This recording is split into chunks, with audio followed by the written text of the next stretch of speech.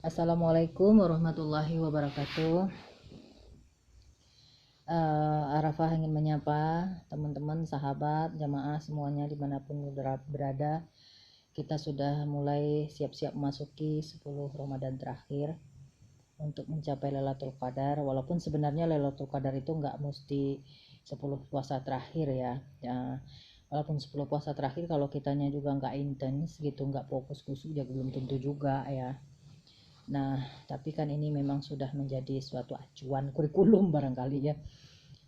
Di sini Arafah kembali menyapa. Kita memang sudah cukup lama ya tidak face to face, apalagi ini juga jamaah yang konsultasi face to face itu emang lebih enak face to face ya.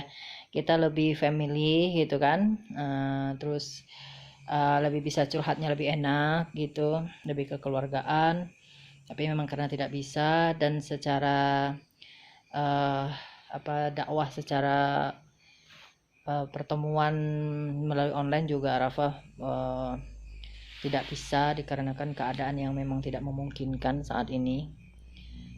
Sibuk gitu ya, ada urusan penting yang harus dipikirkan. Tapi konsultasi secara japri sih ada, masih tetap ada berlanjut. Nah ini Arafah mau bagi-bagi, mau share nih yang selama ini belum ada Arafah keluarkan karena kita pengajiannya masih seputar taklim ya. Tapi kan kalau ke taklik, ke takzim, nah kali ini Arafah bukanya nih, masalahnya udah ke takzim ini.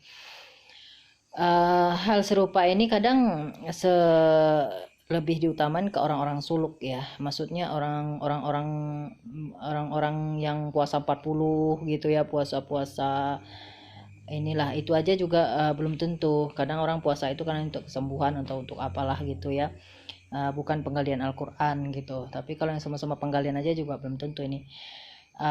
Cuman ini Arafah buka ini karena memang di sini ada hal-hal yang cukup urgent yang memang harus ya, karena ada seorang ibu yang merasa sudah sangat sedih gitu kan. Tapi di munajatnya dia ingin tahu bagaimana caranya, dan akhirnya Arafah lah buka lah ini. Ada ibu yang sudah resign dari kantornya demi untuk anaknya yang terkena LGBT. Ya mungkin aja bukan cuma LGBT ya, bisa jadi juga ada yang sakit mungkin, tapi ini yang memang berpengaruh dari LGBT-nya. Nah ini yang sangat Arafah juga perih, sedih mendengarkan ya curhatan seorang ibu. Tetapi memang beginilah dunia ini. Jadi terkadang yang sudah nyata-nyata itu sebenarnya kan perbuatan jin-jin itu kan, dan kelompok kloni-kloninya itu selalu ingin melakukan yang dilarang Allah gitu kan.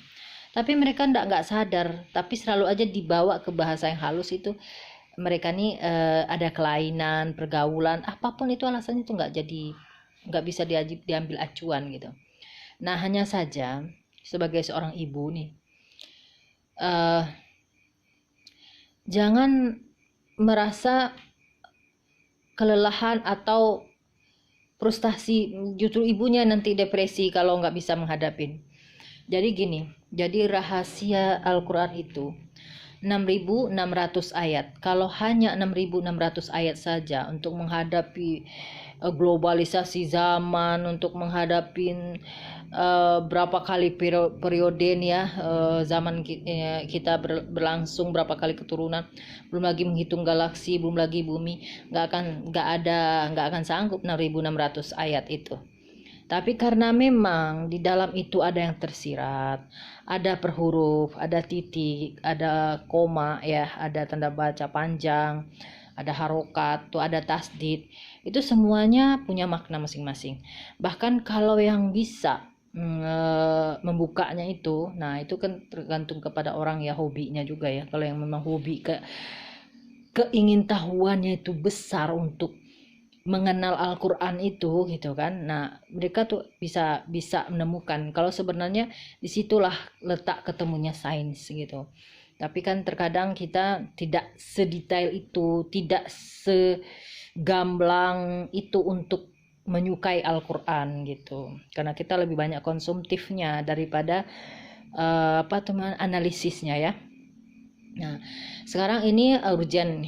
Nah, jadi masuk Arafah gini, kalau azan Allahu Akbar gitu kan, Allahnya itu diangkat panjang lah gitu ya, panjang, tapi itu keluar. Nah dia keluar itu kenapa panjang, karena dia akan merekrut orang-orang gitu. Tapi ini masukkan ke dalam Allahu Akbar, lahnya itu diam.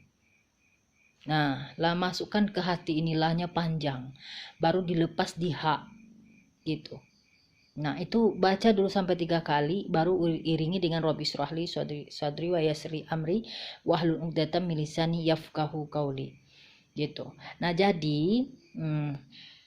ini ada bentuk-bentuk pemakaian ya yang selama ini jarang ini kalau yang untuk khusus ya. Karena untuk pemakaian ini sebenarnya butuh juga latihan dalam puasa, cuman ini karena memang Ramadan yang mudah-mudahan terbantu ya. Jadi lamnya itu ditahan, diangkat, tapi dimasukkan ke dada gitu. La Allah, masuk, haknya keluar. Nah waktu hak keluar tuh ditiupkan ke ubun-ubunnya tuh anak, ya kan? Tapi udah 3 kali dulu, keluaran yang ketiga baru dikasih ke ubun-ubunnya anak, baru baca Rabbi syrahli sadri wa yassirli amri wahlul 'uqdatam min lisani yafqahu qauli, baru nah ya, supaya melepas kepenatan di hati, buhul-buhul yang mungkin ada kesal, ada dongkol, emosi segala macam, terlepas dulu dengan lam tadi. Lam itu adalah huruf sempurna ya, gitu. Kesempurnaan di tangan Allah itu. Jadi kita menggunakan hal itu karena apa yang paling terpenting dulu saat kita bicara, karena itu masalah yang tidak kecil dan yang tidak mudah dan butuh waktu dan butuh pengorbanan yang benar-benar harus ikhlas gitu. Jadi untuk itulah makanya dipakai caranya seperti itu. Jadi ada Allah, panjangnya satu rakaat itu jika perlu dipanjangkan jadi 3. Jadi ada hentakan, 3 kali hentakan di dada itu yang Allah insya Allah melepas segala kepenatan. Jadi Allah akan berikan jalan keluarnya ya, untuk mengajak anak itu bicara gitu kan. Jadi si ibu dulu yang harus punya kekuatan diri dulu gitu. Jangan emosi dulu. Jadi untuk menenangkan diri, supaya tenang baru berbicara gitu. Nah agar ada sambung. Kalau ibunya sudah terbebani dulu, arti kata ini, kamu tuh nak, ibu udah biayain kamu, udah ini, udah itu. Nah kalau kita udah celoteh itu ya sama aja, sama-sama kerasukan. Anaknya kerasukan, jinnya menyuruh LGBT, emaknya kerasukan emosi juga ya. Jadinya akhirnya kendaraan perang, pecah deh tuh, ya kan? Nggak selesai itu urusan, malah yang ada tambah berantakan. Bisa jadi ibunya kalau jantungan ya, mungkin usia atau pernah penyakit bawaan, jadi kolap masuk rumah sakit. Anak bisa bunuh diri. Nah suami kawin lagi, rugi semuanya ya. Ya jadi itulah makanya perlu diadakan latihan. Nah bagi seorang ibu yang kasihan ya, sudah resign, udah segala, udah berkorban banyak, masih nggak ketemu titiknya. Padahal titiknya cuma seklik doang sebenarnya itu, ya kan? Nah kalau tahu kliknya tuh udah deh. Insya Allah semoga hal ini juga bisa digunakan oleh ibu-ibu di rumah, karena ibu itu adalah madrasah pertama sebelum anak masuk ke sekolah. Ya, jadi ibu lepaskan dulu beban kesal di hati itu, yakinkan Allah dalam dirimu, baru melakukan apa yang anak pikirkan. Jadi adakan dulu empatinya gitu. Jangan ibu berada di posisi ibu, tapi berada di posisi anak gitu. Makanya si ibu harus punya kekuatan dulu di dalam dirinya untuk melepaskan bahwa dia bukan lagi harus memandang sebagai ibu, tapi dia harus berada di posisi anaknya. Itu yang terpenting.